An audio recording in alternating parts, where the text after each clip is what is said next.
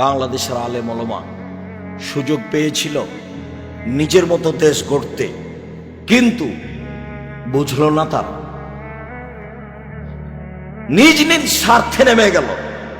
সবাই বসে যারা মনে করে আমরা কোরআন হাদিস বুঝি, হানাফি হোক, শাফি হোক, মালিকি হোক, হাম্বলি হোক, যেই হোক না কেন, তারা যদি নিজ স্বার্থ ত্যাগ করে বাংলাদেশের মাটিতে পরামর্শের ভিত্তিতে নেতা নির্বাচন হবে, এই পদক্ষেপ যদি তারা হাতে নিত, তাহলে যারা গাদ্দারি করছে, করেছে, করবে, এরা সুযোগ পেত না। কিন্তু আমি আর আপনি তো সুযোগ নিলাম। শুধু খালি ছেলেগুলো জীবন দিল, মানুষগুলো জীবন দিল, পানি লাগবে, পানি লাগবে, পানি লাগবে। সুযোগকে মাটির সাথে মিশিয়ে দিল।